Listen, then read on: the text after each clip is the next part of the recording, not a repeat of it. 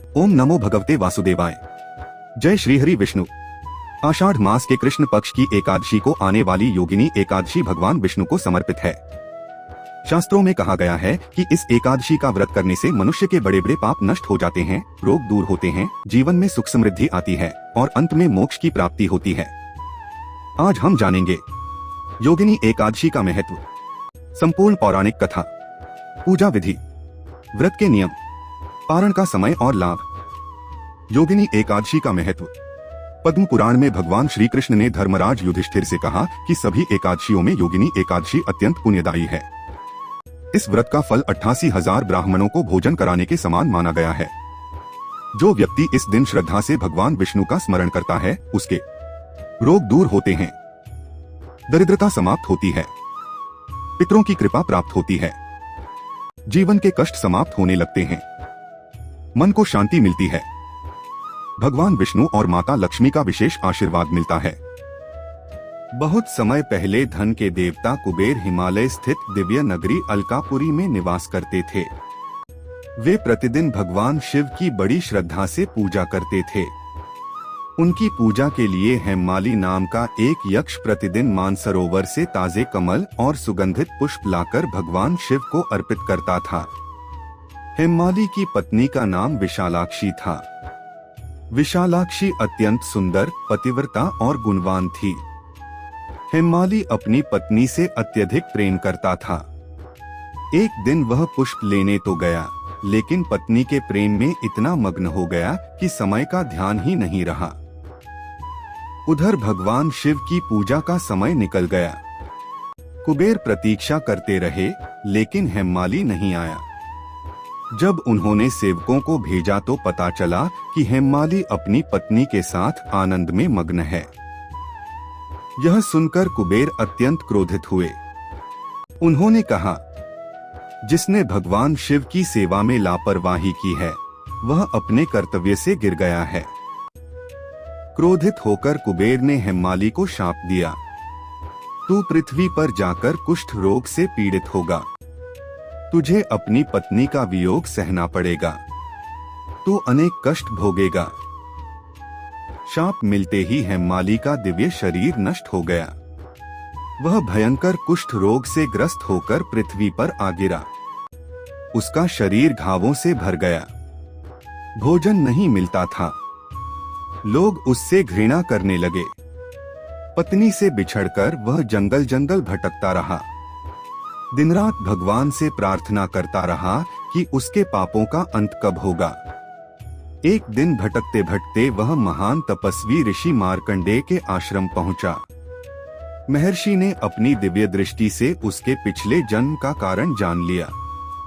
हेममाली ने रोते हुए कहा, हे गुरुदेव, मैं अपने कर्मों का फल भोग रहा हूँ। कृपा करके मुझे इस शाप से मुक्त होने का उपाय बताइए। ऋषि मार्कंडेय बोले, वत्स, आषाढ़ कृष्ण पक्ष की योगिनी एकादशी का व्रत श्रद्धा, भक्ति और नियम पूर्वक करो। भगवान विष्णु की पूजा करो। पूरे दिन उपवास रखो। रात्रि में हरिनाम का कीर्तन करो।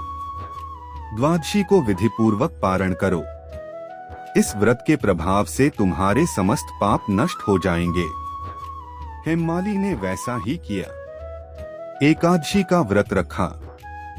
भगवान विष्णु की पूजा की। पूरे मन से प्रार्थना की। व्रत के पुण्य से उसका कुष्ठ रोग समाप्त हो गया। उसका शरीर पहले जैसा सुंदर हो गया। वह पुनः दिव्य स्वरूप प्राप्त कर अपनी पत्नी विशालाक्षी से मिल गया।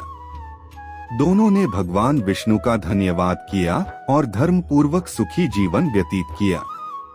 तभी से योगिनी एकादशी का व्रत रोगों, पापों और दुखों को दूर करने वाला माना जाता है।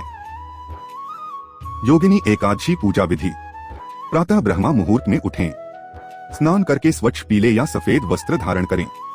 पूजा स्थान पर भगवान विष्णु, माता लक्ष्मी तथा तुलसी जी की स्थापना करें। दीपक जलाएं। गंगाजल से शुद्धिकरण करें। भगवान को पीले पुष्प, तुलसी दल, पंचामृत, फल, मिष्ठान, धूप, दीप, नैवेद्य अर्पित करें। इसके बाद विष्णु सहस्रनाम या ओम नमो भगवते वासुदेवाय मंत्र का कम से कम 108 बार जप करें। योगिनी एकादशी व्रत कथा अवश्य सुनें। रात्रि में भगवान का भजन कीर्तन करें। व्रत के नियम। दशमी की रात्रि से सात्विक भोजन करें। ब्रह्मचर्य का पालन करें। क्रोध, झूठ, चुगली और अपशब्दों से बचें। लहसुन, प्याज, मांस, मदिरा का सेवन न करें। यदि संभव हो तो निर्जल व्रत रखें, अन्यथा फलाहार करें। द्वादशी के दिन शुभ मुहूर्त में पारण करें। किसी जरूरतमंद को भोजन और वस्त्र का दान दें। योगिनी एकादशी के लाभ। इस व्रत से पापों का नाश होता है। गंभीर रोगों से मुक्ति की कामना की जाती है। आर्थिक परेशानियां दूर होती हैं। परिवार में सुख शांति आती है। भगवान विष्णु एवं माता लक्ष्मी की कृपा प्राप्त होती है। मन शुद्ध होता है। मोक्ष का मार्ग प्रशस्त होता है। यदि आपको यह योगिनी एकादशी व्रत कथा पसंद आई हो तो वीडियो को लाइक करें, अपने परिवार और मित्रों के साथ शेयर करें तथा ऑफिशियल महादेव वाणी चैनल को सब्सक्राइब करना न भूलें।